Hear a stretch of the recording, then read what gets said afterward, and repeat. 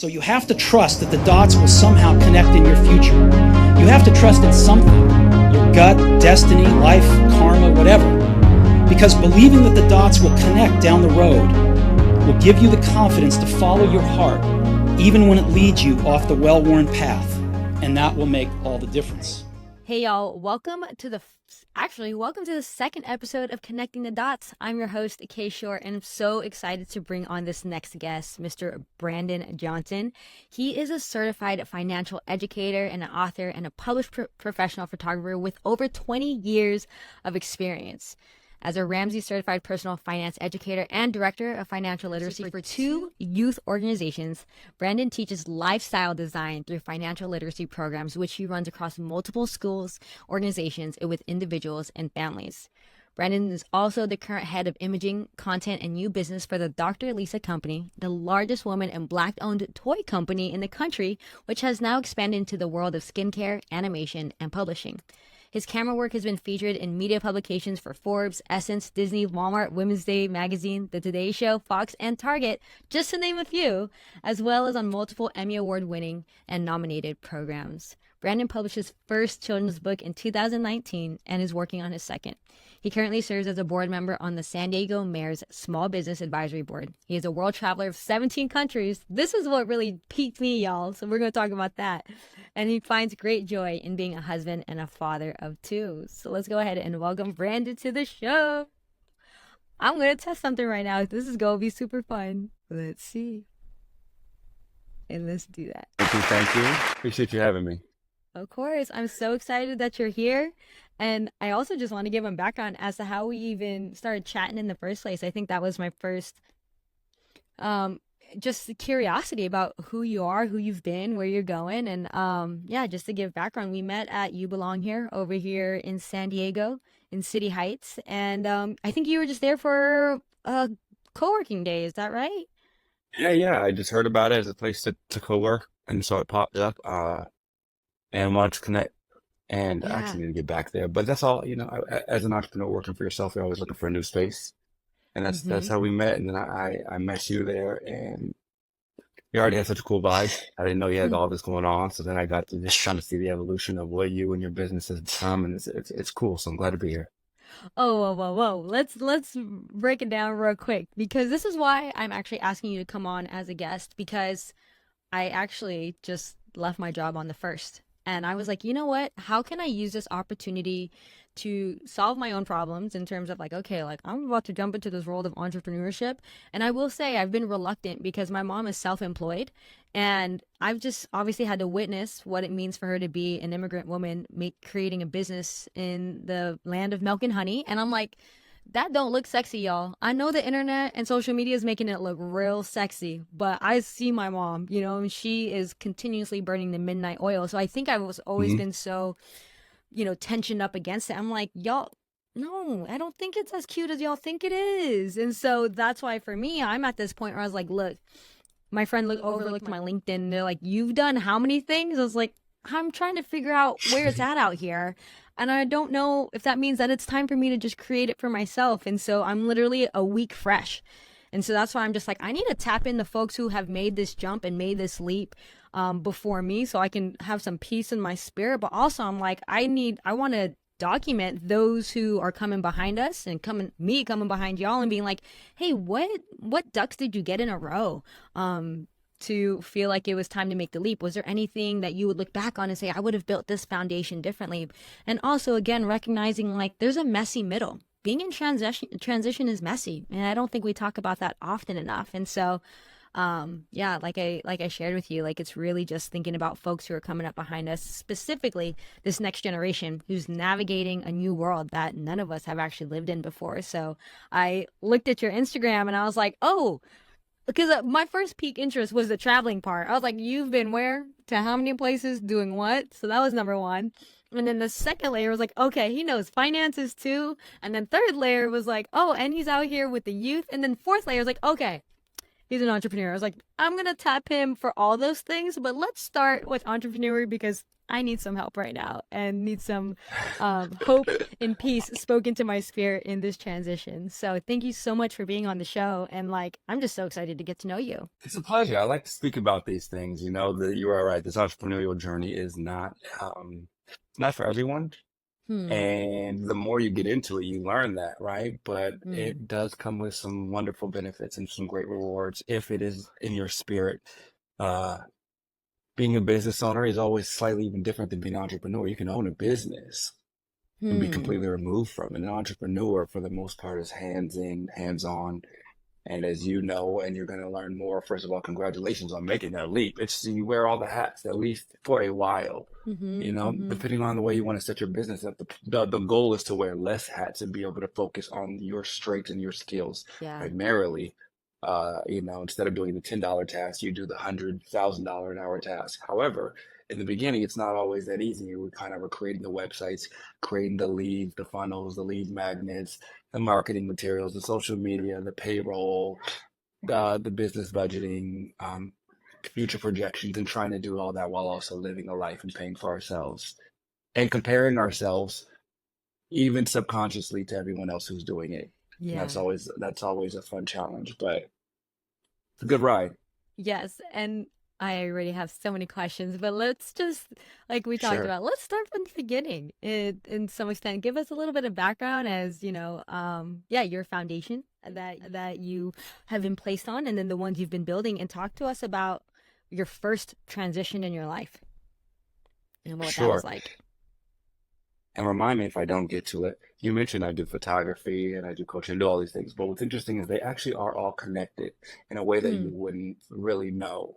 And I think Hmm. that's the first key piece, right? Mm-hmm. I'm a creative at heart. I'm a creative. Yeah. I don't come from money. I wasn't good at math. I don't come from a financial background or learning about money growing up. Most of us haven't. We Mm-hmm. didn't discuss finances growing up at our dinner table. Mm-hmm. Mm-hmm. And so then why am I interested in money? It's not to have a lot of things. It's not for wealth. It's not for material goods. They help, but it's really because I had to identify early what is freedom to me? What is my idea of freedom? Mm-hmm. And yet I had this idea. I started to define it, and it was more of a lifestyle than a tangible goal. Okay, I thought I want to wake up in the morning and be able to do this. I want to be free to go here, eat this, bless this person, be able to do things and control my time. So I knew that. Mm-hmm. Yeah. And yet I was broke when I realized this, struggling very, very much financially. I went to school. I went to college, Fisk University out in Nashville, Tennessee, and student loans, the whole nine. And in my Mm-hmm. sophomore year, my mother passed away. Okay, I Mm-hmm. lost my mom, and I at this time had a brother and sister who were living in California, so they lost their mom too. Their father was in jail at the time. We have different dads, uh, and so they needed help. Somebody had to come. So I left college and I moved to LA to kind of be big brother slash dad to help them out. But what Hmm. happened was I was also enrolled in ROTC for the Air Force, and they had been paying for school, and I had all these student loans, and I didn't realize you can't just leave these things. Right. And Especially so, ROTC. Mm-hmm. exactly. So now I'm a young guy in LA, no real financial education, didn't finish my degree. And I'm now at the point where it's like, okay, I need a little car. I had no one really to tell me about the car buying process. Every time I would go to Best Buy or JC Penney's, they say, here, you want the credit card? Sign up for the credit card and you can get 10% off. Sure, why not? You mean Yeah. I can really buy thousands of dollars worth of things and pay only $30 a month for it? Let's do it, right? Before you know it, I was $70,000 in debt, comprised of car note that had gotten repossessed because I'll get to that in a second. You know, student loans, collections, everything. I owed it all. And I lost my job working at the Apple store. This was in 2008, the last big recession. I couldn't get another job. I couldn't even get an interview at McDonald's, Banana Republic, The Gap, none of this. Nobody would even look at we're not hiring, is what they'd say. Before you know it, I couldn't pay for the car that I had taken out, couldn't keep up with my loans, couldn't pay my rent that so I had to sleep in the car until they took that, and life kind of crumbled fast. Mm. So then a couple things happened that sent me down here to San Diego. I called my grandmother like in 2010. Hey, I got no options. I'm out. I'm a smart guy, but I don't know what to do. Can I come live with you in San Diego to try to figure out how to make sense of my life, see what my next plan is? I finally get a job downtown San Diego that would pay me $11.75 an hour, and I take it. And there just so happened to be a library a few blocks over. And I had this dream where I was like, I want to travel the world. I'd never been outside the country by 2011, except to Mexico. So I want to travel. I want to do all these things, but I have no clue how people do this. I have no money. I'm making a little less than $12 an hour. I'm in debt, and I do not know what, and I have no degree. So any job I'm seeing that's saying bachelor's degree minimum required, I don't meet. What do? I read. I went to this library and I just started getting all the books I could on financial literacy and on travel. Travel was the goal. The why, financial literacy was the avenue. I said, if I can teach myself just the language of money, I might be able to, grasp freedom a little bit more. And so I started reading my basics, Dave Ramsey's, the Susie Ormans, and then I got up to the higher level stuff, the Robert Kiyosaki's, and started to understand debt. Now all this plays together. I said, oh, I really only need to do 5 or 6 things. So then I started understanding it. Oh, if I pay off debt, if I make these moves, interest rates are like this. Oh, this is how you do a budget. This is how you live on less than you make, and why that's important. So I got more jobs. I couldn't work more. I couldn't make more an hour, but what I did have was more time in the day. And I'm going to get to all this, so I'm wrapping this up soon to your question. But I said I can work when I get off. I can work a night job, and I can work weekends. And I worked, honestly, 80 to 100 hours a week for years until I saved up 20 grand, caught up on my debt, paid off the repos, started to just get a hold on, oh, okay, this is what you can do a little bit.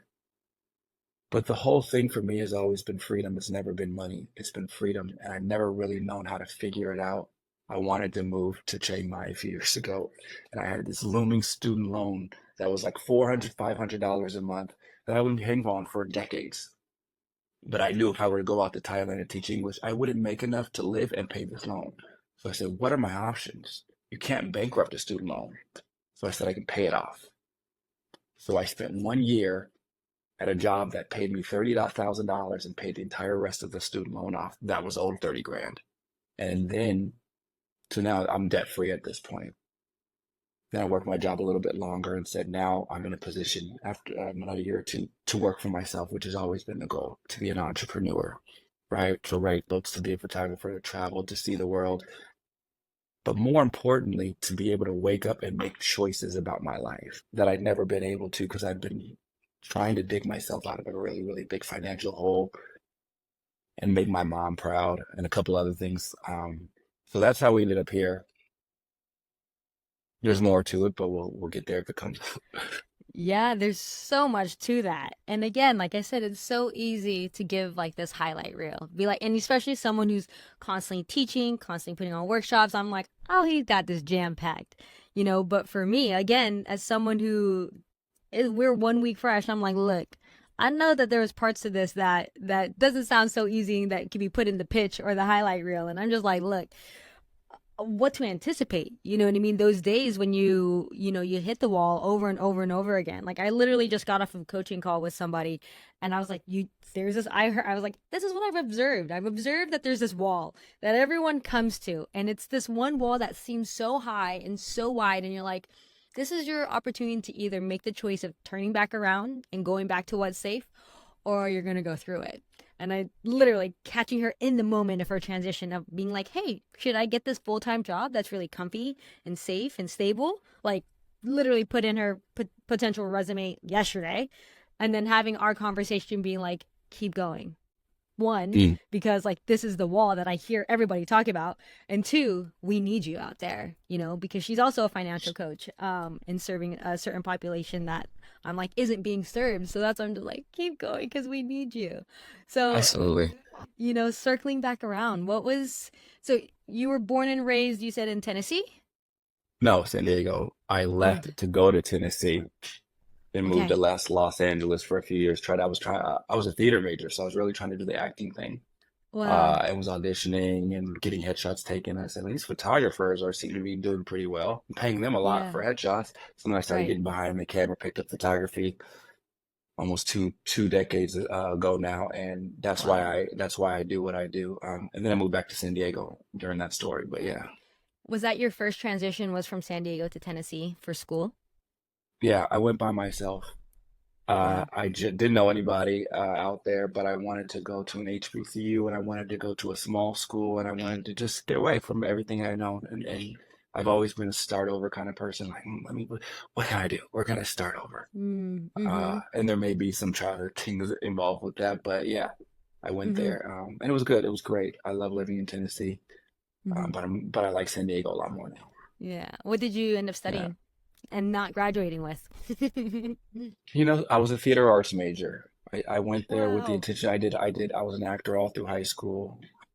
Wow. I was probably the only person of color in all the theater club. I went to UC high school, so a really, really white school. And I just would run track and be in theater and do plays. And so then I went to Wow. college with the idea that I wanted to major in theater acting. And what's interesting, and so then I was also into spoken word poetry at this time, like hardcore. Like I got on a couple Mm-hmm. TV shows. It was a big deal at the time. And Mm-hmm.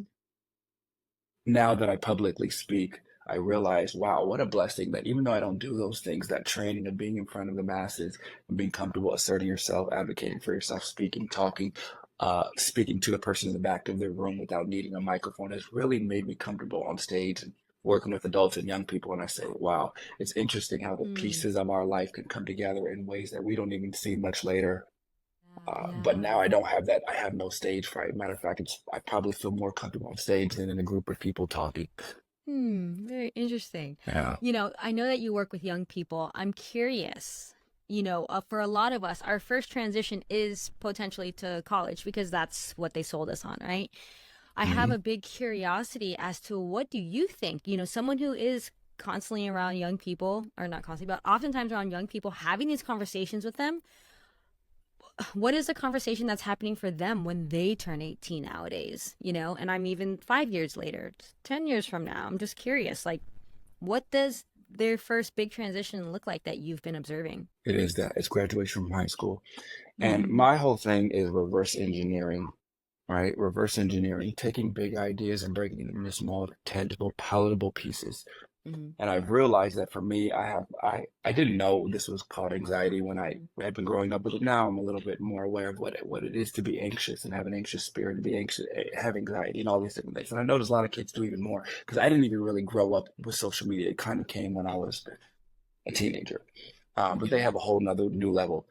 And so what I do with young people, and when we talk about college, career, entrepreneurship, traditional work, all of these things, I say, you know what, I wish somebody would have told me is the importance in being self-aware Mm-hmm. and knowing what the puzzle box to the puzzle of your life looks like that you're building.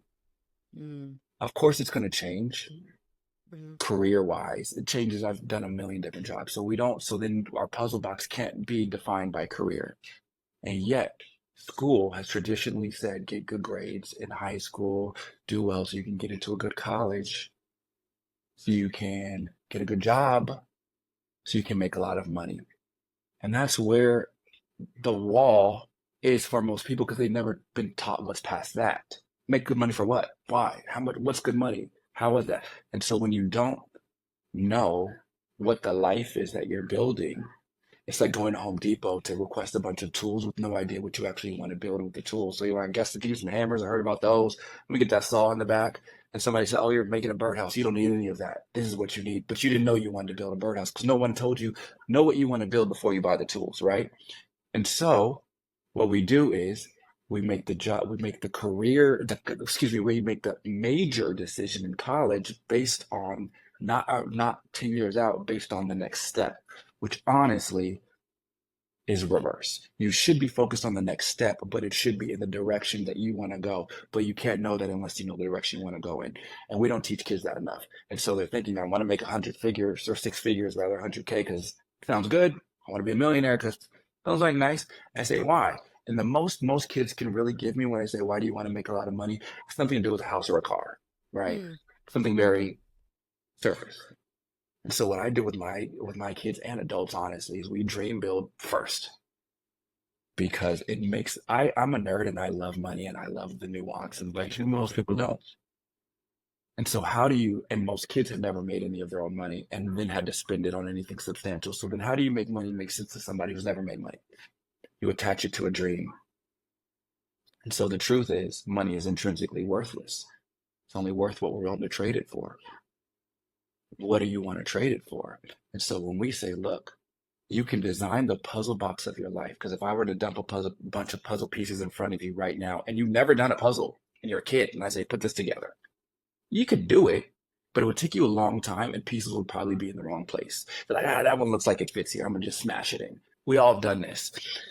And that's how most of us build our lives until one day around 35, 45, we're like, wait a minute, I want to retire. I'm starting to let me think about what I can start doing in my financial life to get this together. The problem is we've lost 2 to 3 decades of compound interest and of making our lives way easier. So I talk to 15, 16-year-olds and I say, by the time most adults are making these decisions, you can be done and retired if you start now with a few basic principles. Number one, we say this a lot in the financial world, what is your why? But what does that even mean? It means really say, here's a bunch of puzzle pieces, but here's a blank white box. Let's draw that out first. Oh, I'd like to put my mother in a better situation so she can retire early. All right, we're going to draw that in. I want to make sure my sister can go to school debt free. But let's put that here. I really, really want to travel the world. I heard about the pyramids. I want to sit on a pyramid one day. Bet. And we start to design these things. And you see their eyes light up. And then we say, okay, based on that, based on these pieces, we now can say, all right, how much money do we need to make to achieve this? Boom. All right. Now, what careers will pay you that amount? Boom. And now out of those careers, and a lot of them aren't careers because the careers that exist today won't exist when our young kids are adults. So then it's more, what problems do you want to solve? Sorry, I talk a lot. I'm almost done now.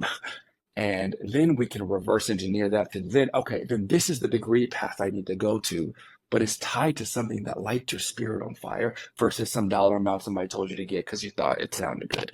And so now when we're in high school and we're talking about the soft skills of networking, looking people in the eyes, learning marketing, learning sales, learning how to smile, me and my kids were going over to how to win friends and influence people, the importance of calling people by their name.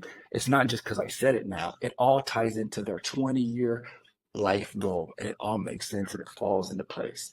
That's what we need to do with kids. Give them the dream that they design. Help them design their own dream, rather. Don't give them ours. And here's our end. Because the problem, and what I mentioned about social media, is if we don't do that, if we don't help them to design their own dreams, it will get designed for them. And it will get designed by their follower list, their mom, their dad, their boyfriend and girlfriend, a travel, somebody else's trip they saw that looked good. I guess I want to go there because that looked nice. This couple looks really cool. So maybe that's the relationship I want. My mom says do this, so maybe that's what I want. And before you know it, we have all these pieces of everybody else's opinion, which is what we most do. And then by 35, 40, we have to peel them off to say, wait a minute, I don't want to do any of that. But what if we started it as a kid? Saying, when I turn off social media, when I turn off the TV, when I turn off Instagram, turn off Netflix, who am I? What do I want to do? And then you may say, I actually don't want the mansion. I want the little cabin by the river. And I'm glad I thought about that because now I can take steps this way instead of that way and then have to go this way 20 years later. I love that. I love that. Yeah, I'm actually, just finding some congruency. Like I'm in the process of creating like a daily digital decluttering course because again, like we already know the effects of it and how it affects our mental health and all these things. But I feel like people, exactly what you're saying. Before it was just our families that'd be like, hey, this is probably what you should want and find your security and all these things. But now we get the whole world's opinions, all their thoughts. And it's like no one has taught us how to navigate what it means to have a digital life, and be in this digital world. And so for me, I've just noticed I was like, I need to create like a priming something before even people work with me on the things I actually want to do, because nothing is worse than like constantly being distracted on your phone or your phone being on the table and what it's non-verbally communicating to other people and like all of the notifications are on. I'm just like, okay, I need to tackle this problem first because y'all are not even here. Your bodies are here, but you're like not here, so then we can move on to actually designing our life and like taking a moment to just rest in that and meditate on that and be like,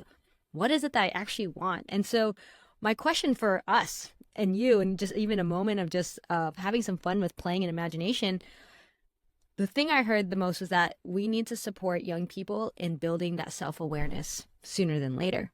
So what are some best self-awareness practices that people can get started with right now? Obviously, we're thinking about young people also, exactly what you said. Most adults don't do this either. But like, willingly they say, hey, we're around 16, 17 right now, maybe even sooner. What does it look like to build a short curriculum for young people to start building this self-awareness and for folks in general? Well, we've heard this a lot, but I think it's a good starting place is what would you wake up and do every day if money wasn't an option? It's a good question. It's a good starter because most people's job and career decisions are based on income, right? What if we could make decisions that weren't based on income? What would you do all day? I ask kids this, and they really can't think past video games. I don't know, I chill. There's one kid said, I'll just be chilling. I was like, of course, we laugh about it. I'm being serious with you, but I'm used to where I've been working with kids my whole life. I used to be a second and third grade teacher. So I was like, okay, so let's work on that. Let's work on chilling, right? Let's combine. And so, I always say, especially as you get a little older, you get more self-aware. Grab a cup of coffee, grab some tea, go sit outside alone. Sit in prayer, sit in meditation, sit with God, sit with yourself, and just dream. And it's hard to do and it takes time. It's like meditation. It's a practice, right? It's a practice because I didn't know it was hard for people. I've been a dreamer until I started becoming a coach. And I realized people really struggle with their rich life, as Ramit Sethi says, right? Defining your rich life. What does your rich life look like past being able to pay your bills and being financially? Everybody's like, I just want to be able to be comfortable and have something put away for retirement because they're speaking from a place of lack. And I said, okay, let's assume that's good. Let's dream now. Where's the kid? Where's the child? I now try to live all my childhood dreams as an adult. That's all I think about. How can I make the most magical life for myself and my kid? We're elephants. We're going to Thailand. We went to Europe for holidays. We're gonna go all over Thailand and give them some really go visit the nature reserve for the elephants. You know what I mean? Like magical moments, things that I never had. And so I say, you go outside and you say, who am I? Like I said, who am I? What do I want? What is the most exciting vision in life I can imagine for myself? Car aside, house aside, waking up in the morning. I used to do this. I have a happiness list. It's on my phone now. I've been writing it for years. It's my happiness list. Whenever I would think of a small thing that would make me happy, I'd write it down. And it would be the most outlandish things. One day I was like, I would really like to do a full kimono tea ceremony in Kyoto. Boom, and I write it down. And I have a long list. And then I was like, I would love to go out visit the Christmas markets in Europe. And this was a dream of mine years ago. We just did it last year. I finally checked that off. Because having certain things to continuously look forward to will help you take you out of the monotony of the day-to-day and remind you of why you even are doing it in the first place. But a lot of it is just pulling back the onions of society, and that takes time. Who am I? What would I do the first 2 hours of my day if I didn't have to work ever? Didn't have to. Meaning I don't have to hit the snooze, don't have to hit the alarm button. I don't have to feel that, oh my God, I gotta work. What time is it? Oh, when I get there, okay, what I gotta do? None of that. Imagine that feeling, right? You're starting to feel it, but it's gonna really sink in. And most people will never experience that. They're just getting up with a sense of dread. Imagine what it feels like if that was removed. What would you do? What would you do? Most of people may say, I'll sit on a beach and drink margaritas, but that's only 2 weeks. After that, you become a person. And really, that's just the homework. And it's really different. I say, what is your definition of freedom? For some people, it's I want to teach for the rest of my life and I want to have a 9 to 5. For some people, it's I want to really build homes. I want to get into real estate, or I want to provide for the homeless, or I want to do all these various things. But we're never really allowed to dream past working for somebody else, because the people we're working for have done that. They're like, I'm trying to get all you guys to work for me so I can do my thing, so I can go fishing one day on my yacht with my family. And I say, think like that. What is your highest life you can envision for yourself? I come from hard life. And I only say that because I can now see the hindsight of, wow, everything's possible. Everything. That's it. It's just a reality that you would only know once you've done it.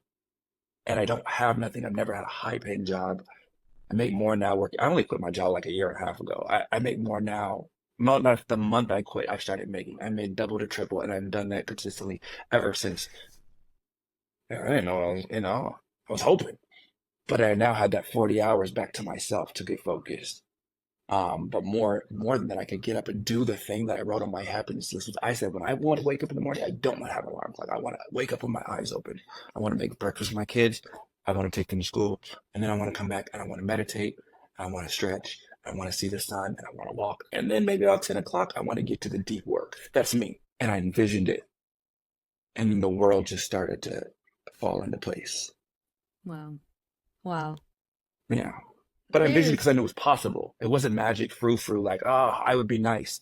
It was, it was decisive, intentional planning and living and purposeful choices. Go ahead.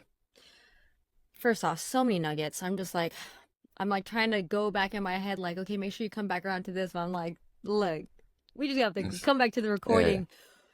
But I'm curious.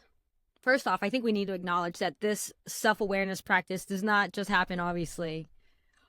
The idea of just being a young person happens often, and especially during every transition, prior to the transition. It's probably what fuels the fire to even transition in first place, realizing I asked for this life before. The things that I was praying for, I now have. But now, there's some other things that want to come about. So how to start designing your life in that way. So I love that. And I think just something I want to highlight is like, it doesn't ever stop. I imagine, I'm like, oh, if we're talking to young people, it's like, okay, let's design your life now. Don't just do it at 16, 17. They're going to do it again at 22, and you're going to do it again maybe every 6 months. And I think that's, bringing it to like anything is possible. I'm very curious because from my observation, seems like, you were like a cool senior when I was probably a little freshman, maybe a little bit older, maybe even further. I'm not gonna, we don't need to get into that, but I'm very curious when you are maneuvering through the world, right? And you're saying like anything is possible. And of course you're saying that you went to school for theater and things of that sort. So I feel like, imaginative, curiosity and all that stuff was already in your being. But as girl conversations right now, right? There's a lot of times where for us being in these vessels, we can say that there's a lot of things that are holding us back from anything being possible. I'm curious if this was your mindset, back in going to Tennessee, things of that sort. Like, when did this mindset of like anything is possible started coming to fruition? Is this something that you feel like it's always been a part of you? And how do you navigate that with today's identity cultural conversations? I tell you, that may be the one place in which I am blessed. I've always had a crazy belief in myself, but no real plan, no know-how on how to do it, and it never really showed itself. I just believe, but I've always never made it. Everything's been a failure. So that's one of those weird things, right? I've had a lot of businesses. I've promoted an LA truck clerk, all the things, right? All the things we do as entrepreneurs. I was selling pizza coupons. Matter of fact, UC High School I've been an entrepreneur my whole life to answer your question, but UC High School, you enter a raffle, I won a year's supply pizza coupons for little slices of pizza they would give you. And these pizza slices were $3 a pop. So what I did was I just stood next to the lady selling number 3 and I sold the coupons for $2, right? All of them. Hundreds of dollars I made, right? And everybody has these cool entrepreneurial stories, but that's always been my thought process. And I've always been kind of brash in my belief in myself, almost arrogant in it, not to my detriment, but in that there's nothing I can't do. There's nothing, matter of fact, it's not nothing I can't do. It's nothing I can't figure out.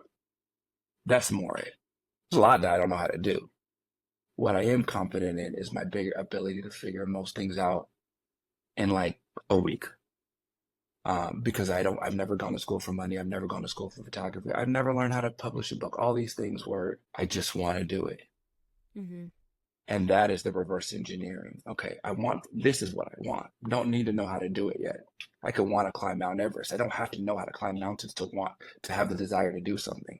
The desire comes first. And then I say, okay, in order to get to the top of a mountain, let's hop on Google or Chat GPT and say, what are the steps to getting to the top of Mount Everest? Oh, I got to get the gear. Okay, where do you get gear? Boom. Oh, I need to take training. Okay, first let's start on some bunny hills. Boom. And then you do a little slide. You don't just, but then you can break it down to, okay, so first all I need to do apparently is buy shoes tomorrow. Cool, I can do that. And then tomorrow I just want to find my first little hill. And so when you know the big goal, it helps you make the small decisions. But yeah, I've always been confident. And I think it's because I've had the luxury of having a tough life. Tell us more about that. People, it's a luxury that how do you word it? I wouldn't say my life was bad, by the way. I had a great childhood. I was loved. Just wasn't the consistency that children need in a lot of ways. Home life, and things like this.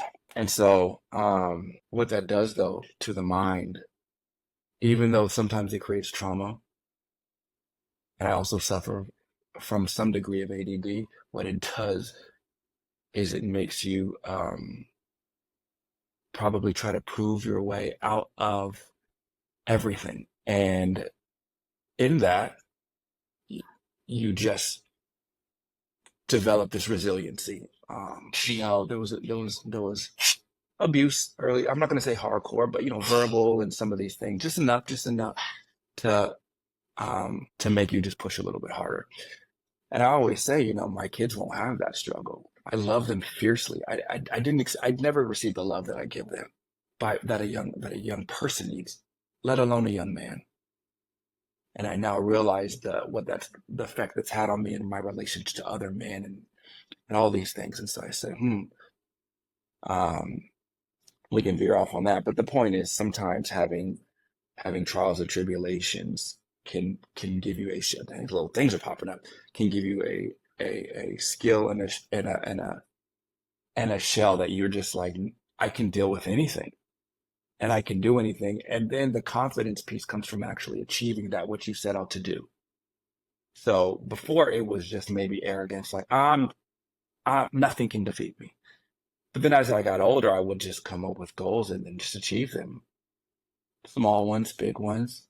And what that does to your psychology and to the neurons in your brain is it starts to prove to yourself the things that you maybe thought were not possible. And it's just magical. And now I'm at a place where, oh yeah. And then you meet people, the CEOs, the millionaires, the billionaires, and you're like, oh, there's zero special about you other than opportunity and a couple other things, and maybe your placement in your life and conversations and networking and all these other things. So it's like, okay, so I can prove those pieces. But the things you think about, oh, yeah, I'm working for my manager. She's a GM. She must be this. It's not intelligence. It's just playing whatever game. And I realize I'm not that good at that game. So I've got to work for myself. I got to be an entrepreneur because I'm never going to be able to climb any ladder. There's no ladder I'll be able to climb because I'm not good at playing politics anywhere. I'm just not good at it.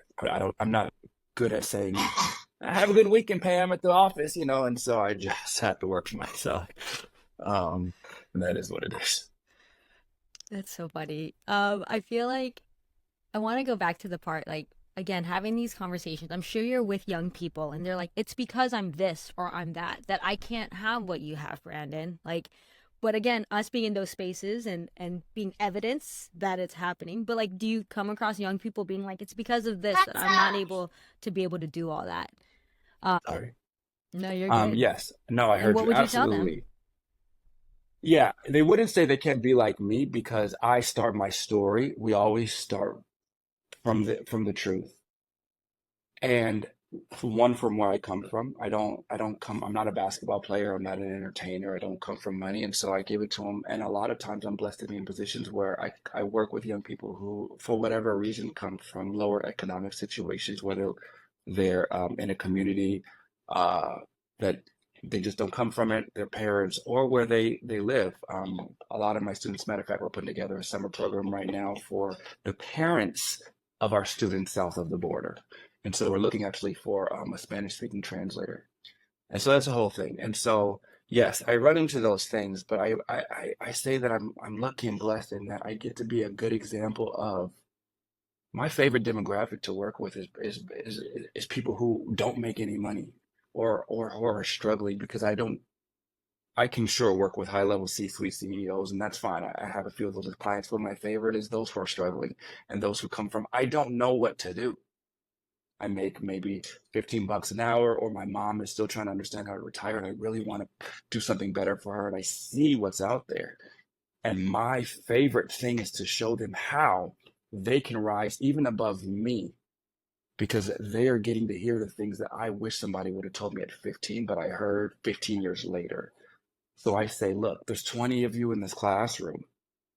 Even if all of you tune me out and maybe only 4 of you are taking notes, The four who are taking notes and really apply what I tell you, the rest of you will be asking how they did it in 10 years, because it's that important. And when it comes to money and finances, any financial coach will tell you it's all about time. Time is more important than income and dollar amount, because the way math works and compound interest and that snowball is, you can invest far less starting at 15 and automatically guarantee yourself. We actually do this fun game where I tell my kids the age they'll all become millionaires based on some very simple metrics, putting $150 away a month, $200. And what it does is it plants that seed early.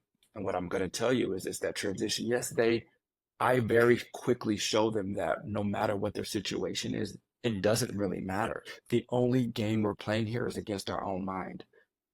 All that I can't, it's impossible, not only is not really allowed, it's not true. And I'll prove it to you. We prove it to you through examples, through videos, but also through stories and through the math of it.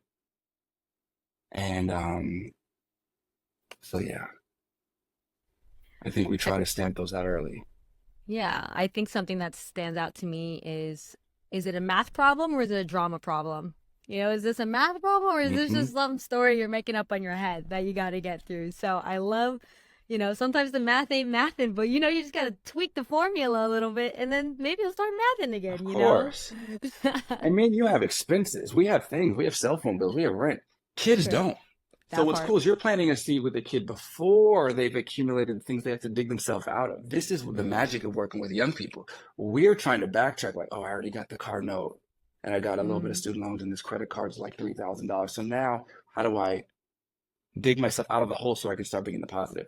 With young people, there is no hole to dig themselves out of. So if I can say from jump, before you start accumulating the credit card debt, do this with your money and put it to the side and forget about it.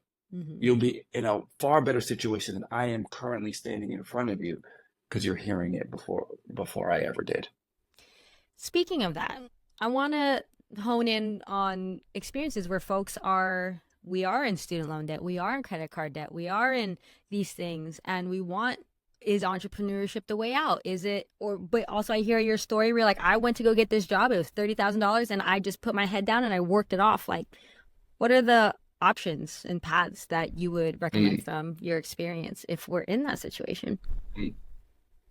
Well, I'm asking for a friend. I'm fairly risk. I'm an entrepreneur, right? And I wear a lot of hats, but I'm fairly risk averse. So you should know that I'm not the most riskiest person because I have been poor. I was to the point of asking people for like quarters so I could go get the 2 apple pies from McDonald's for the day. That changes like a pathway, right? So my hustle was different. I was thinking of, all right, honestly, every couple dollars, like I can get a taco tomorrow if I get like $2. Boom, it was like that. So, so I had probably almost 100 grand invested before I went on my own. Keep in mind, when I started this journey, I was negative $70-something thousand, not including my car and everything else. $70,000 just in student loans and credit cards. Also, I owed $15,000 in the repo and a bunch to the government for paying for me to go to college. Heavily in debt. Now my net worth is in the 6 figures, credit scores in the 800s, and all these things. I don't say that in ego. I say it to say how quick things can change if you do them in the right order. But it also depends on your life. I had when I made this decision, I had 2 little babies. So I had to make sure the situation was good for them before I just went on my own. And I had to make sure that my side income was covering my expenses before I went on my own continuously for like 6 months. So I had 6 months of at least hitting my expenses or more before I felt confident to go on my own. That's not everybody's case, but I wasn't like, I'm just going to quit the job from zero and just figure it out, because I've done that. I've slept in my car. I've done that thing. Not fun. Not only is it not fun, it doesn't allow you to, for me, it didn't allow me to freely focus on the work, because I'm trying to figure out where I'm going to eat, where I'm going to sleep. Is this going to get paid? The credit bill's collected. They're calling me. This is due. And the stress of trying to manage that and juggle finances on no money didn't allow me to freely focus on the business that I wanted to create. the way I want to and the way you now know it needs to be done. This is full time. You need to be on, you need to create your videos, your content. You need to break that and chop that into pieces. That needs to be uploaded with the right captions. And that's just one aspect. We haven't got email marketing in my funnels and all this millions of things that you're doing yourself until you hire somebody else. How do you do all that when you're broke? You can. I just didn't feel, I needed, my highest pinnacle of why I make money and do everything is one thing, and it's peace and freedom. So I make most of my decisions based on those two things. So I ask myself, will this get me further and more peaceful or less? Will it disrupt my peace? Will it bring me more freedom or less freedom? I make them not so much on money. Money, yes, but not money for money's sake. Money because does the money bring me the next level of freedom? And is the exchange of my time for the money? What's the balance on that? So this is how I make most of my decisions. So that was that. I did want to have a certain amount saved, like I said, and I wanted to have a certain number that I was consistently getting a month from my side income before I made that decision. And I had been planning it for a long time. And then one day I just did it. I just called the school and said I'm not coming back after the summer. Wow. Okay. Yeah, and I love that exactly what you're saying. Like it is going to be different for everybody, and No, saying that you're not risk. Go ahead. yeah. No, I'm sorry. Just conversation. I was gonna say, but I wouldn't tell everybody to do that, by the way. This is a branding Yeah. thing, but this is because I'm anxious as hell. And I gotta feel peace to really make moves.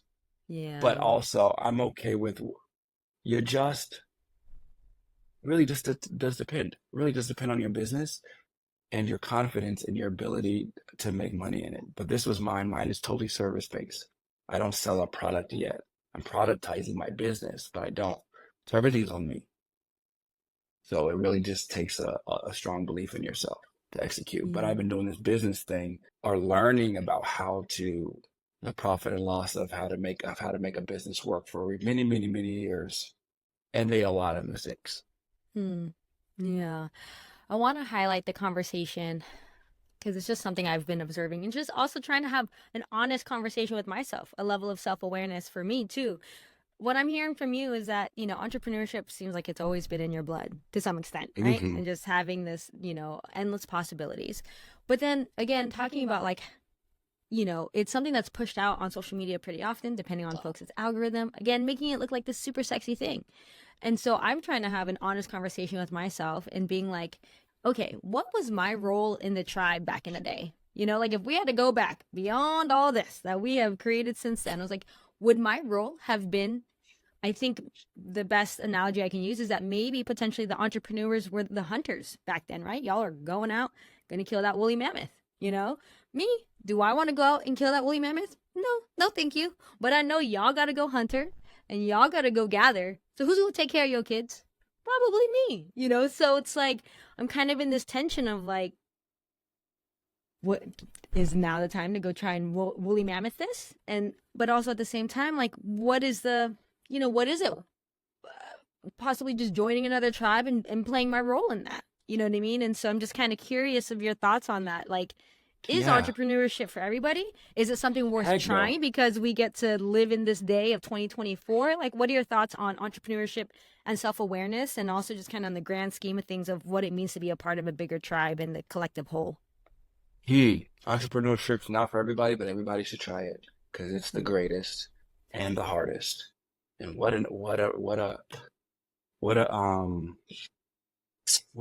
you call it when something is opposite? But anyway, trying to think how to word it. You have to have a certain mentality to be an entrepreneur, and it's to be a successful entrepreneur. It's not sexy and it's not really fun. And yet, like there's a certain security and safety in knowing that, oh, I can go to work, I can do the bare minimum, and I will get the same check every 2 weeks. That's a lot of grace. That's kind of cool. My 401k will come out. That'll be taken care of. I don't have to worry about investing. I'll get weekends off. I'll get 2 paid vacations. There's a lot of security in that. And so for that, I like it. And I advocate for both. Let me give you one second. All right, the joys of being an entrepreneur. So my daughter's home, right? And so here's the flip side. Yesterday I got to have a great coffee with somebody. We got to have a great meeting. And in fact, almost every day I'm in a different coffee shop.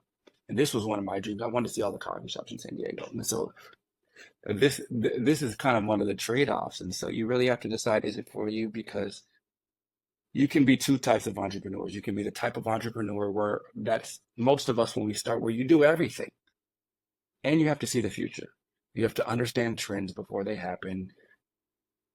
You need to, you just got to know everything. You got to know how you run your banking, how to run your invoices. You've got to understand AI way ahead of time, or else you got to understand, like soon as ChatGPT, I'm spending 48 hours deep diving. Okay, how does this work? How does this work? Mid-journey, how do you create? It's constant. Going to work is like, I showed up here. We need you to do this. Boom. Wow, thanks. It's almost, and that's cool. So neither one of them is wrong. They're both right. They're just unique. But I can't, I've done that most of my life, and it was killing me. 8 hours a day sitting around is not for me. Just sitting anywhere, being stagnant for 8 hours is not the move for Brandon. And I also don't like being told what to do.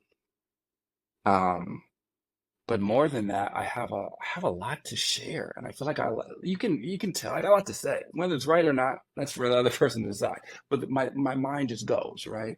I can't be sitting click clacking away for somebody else to do. Not for long. Everybody has to do it for a season, though. Nothing's wrong with working a job, and I don't want anybody to get that.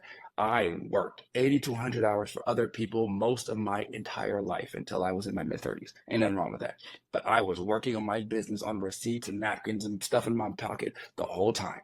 I'd be at work on my lunch break, get a book real quick, try to figure out how to do this. What's network marketing? What's MailChimp? How do you, all of it, learning all the things. But that, and I only know this now because I work with people trying to bring people on my team. And I'm like, oh, everybody's not built like this. There's an insane amount of wake up and what steps need to be taken that nobody will tell you. How do you schedule a day when nobody's saying, I need you to do this from 8 to 3? How do you treat yourself like an employee? Because it's really easy to just turn on Netflix and just chill and take a couple jobs in, and I got my bills paid, and that's fine. I mean, and for some people, that's it. I want to paint my paintings, and I just want to pay my bills. And that's an okay entrepreneur. I'm obsessive about growth. Not material things. Are just I'm a river. I keep flowing. I can't just sit. That's trees. Everything's got to be in movement. I like constant movement. So that's what I Yeah. say to that.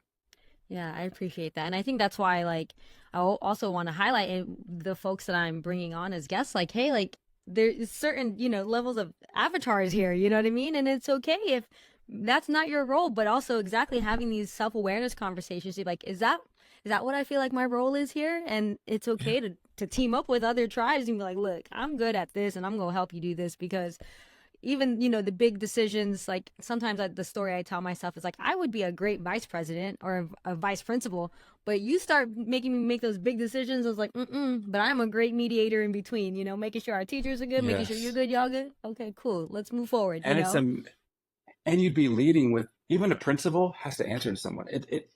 But you as an entrepreneur, you're answering to no one, and you don't know what the result will be. Imagine how the uncertainty of that. No one to tell you what to do.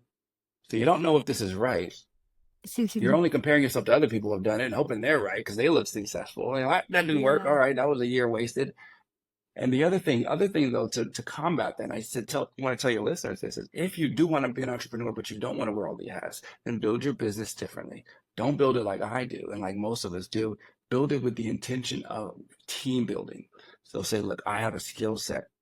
Like, I'm not a good leader, by the way. I've realized that. I'm not good at leading people because that's the thing, right? I'm not a really good manager. I realized that because I was a lead at my last job and telling people what to do. I just want people to just know what to do. I want people around me who just know what to do. And I realized I don't want to tell you what to do because I know what to do. And so I said, oh, that's a flaw. But that's not a good management skill. And so I know that about myself. So, but you may say, look, I'm really good at leading a team and managing and delegation. I don't want to be the email person, but I'm really good at knowing what to do. So when I start my business, I'm starting with a team. Hey, I'm an entrepreneur still, but I have somebody who does my grant writing. I have a website builder. I have a photographer. I'm all the things. I take every headshot you've ever seen in me. I've taken myself.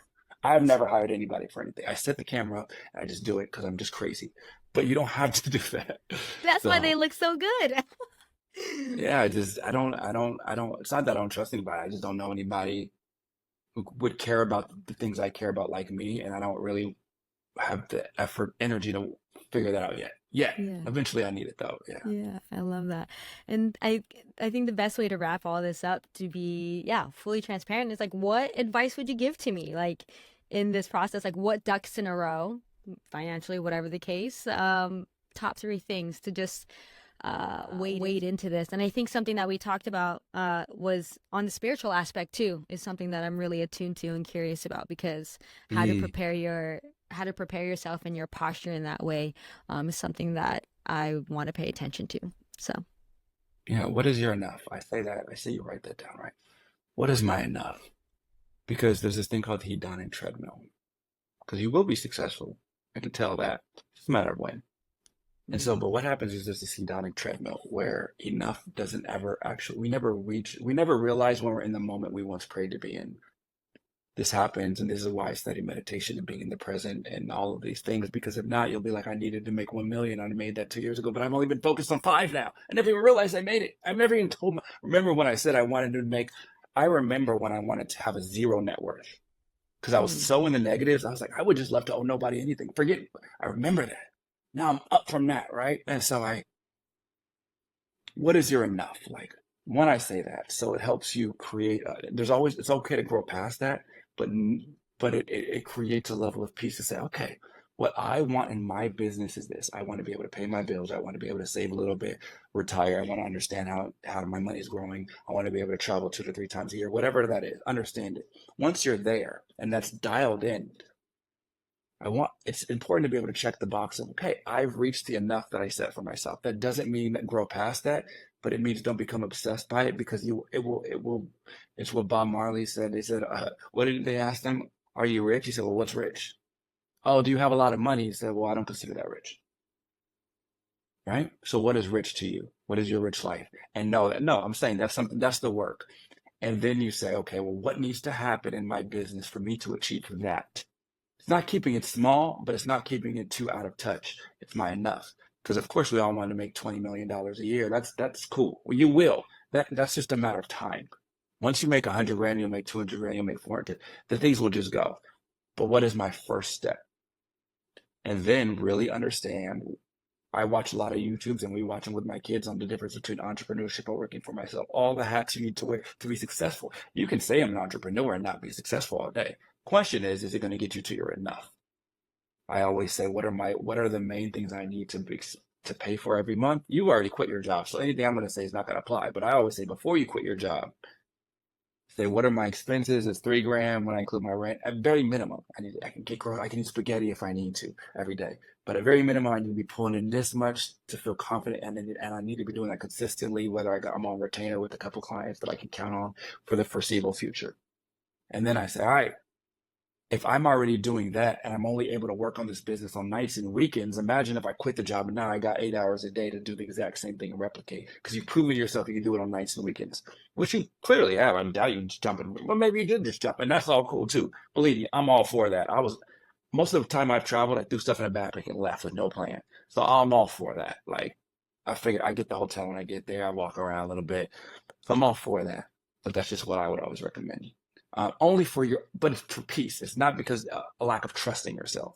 You'll make it. Everybody will make it. Only people who don't make it is the people who just stopped before they made it. The question is, how do I want to feel during that journey? Do I like, and you ask yourself, this is everybody's different. Do I like that I'm up against the wall every day, so I gotta scratch and claw my way out? For some people, that gets them going. They need that. Comfort doesn't work. Like, if I'm cool, I'm never really gonna feel like I gotta go crazy.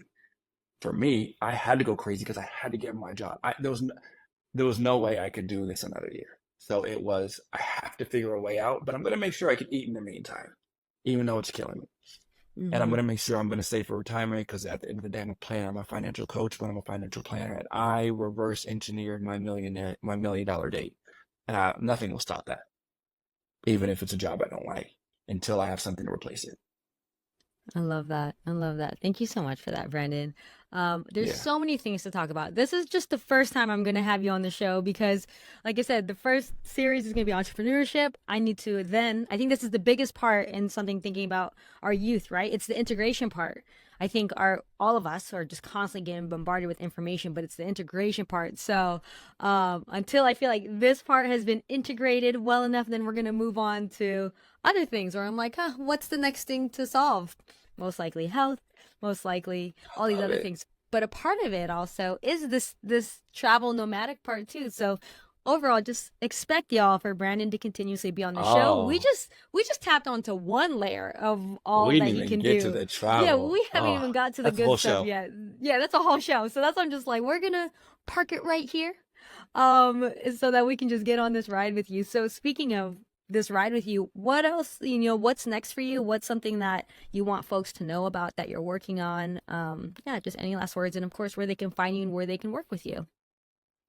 Yeah, I'll probably forget. So, BSJ Coaching is all things me. Brandon Scott Johnson. BSJ Coaching is all my handles and website as well.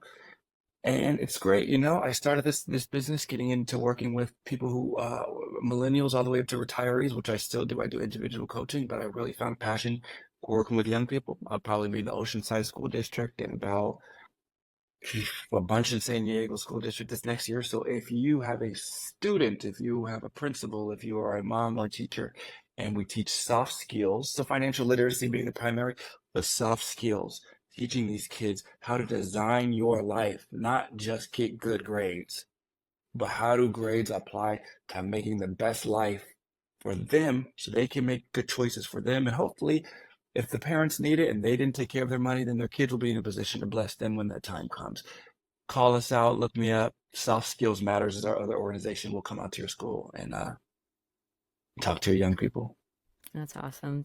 Again, Brandon, thank you so much for being on the show. Thank you so much for dropping all these nuggets. I'm so excited. I mean, gosh, I'm thinking back. I'm like, gosh, where was Brandon when we were all in school? Like how much we need it. But I'm just so excited for obviously those students who are receiving your wisdom and experience and them designing their life.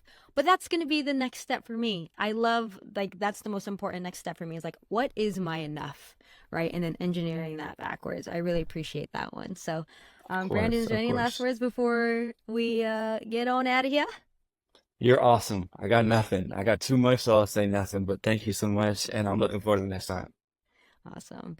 All right, y'all. Thank you so much for watching Connecting the Dots. Again, we are currently focusing on entrepreneurship. Next up is going to be whatever problems are going to come up with what this life entails, but that's the best part about it. That's what we heard about from Brandon. It's like entrepreneurship is about helping people solve their problems, but most importantly it's because we've solved them too. And so as we know, Brandon solved plenty of problems. So if you want to get support in that way, again, young folks, start with designing your own life. And if you want to continue to be coached by him, for those of us who are a little bit further along, make sure to find him there too.